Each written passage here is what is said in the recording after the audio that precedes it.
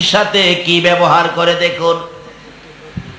ডাকতেছে, নতুন জামা আইনেন। হযরতে আলীর মনে কষ্ট গেল। মা ফাতেমা দুই সন্তান হাসাইন আর হুসাইন নবীজির কাছে খবর পৌঁছে দিল। আমার নবী বলেন, স্বামীর মনে কষ্ট দিয়েছে, ফাতেমার ঘরে আর যাব না। একদিন চলে গেল, নবীজি আসলেন না। 2 দিন চলে গেল, নবীজি আসলেন না। 3 দিনের দিন সকালবেলা ফাতেমা সহ্য করতে পারে না। হুসাইন রে, হুসাইন রে, যা তোর নানারে দেখো আমার বাড়িতে আসার জন্য। যে বাবা প্রত্যেকদিন 2 বার 3 বার করে আসতেন, আজকে কেন আসে না? আমার তো আর মন মানে না। ফাতেমা কাঁদতেছে।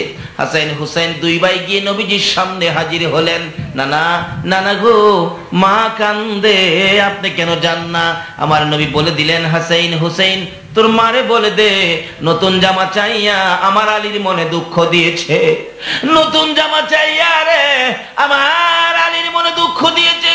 যতক্ষণ পর্যন্ত আলীর মন খুশি না করবে আমি নবী ফাতেমার ঘরে যাব না। শুধু এটাই শেষ না রে হাসাইন হুসাইন, ফাতেমারে বলে দে, স্বামীর মনে দুঃখ দিয়ে ফাতেমা স্বামীর মনে দুঃখ দিয়ে যদি মৃত্যুবরণ করে রে, আমি নবী ফাতেমাকে মেয়ে বলে দাবি করব না।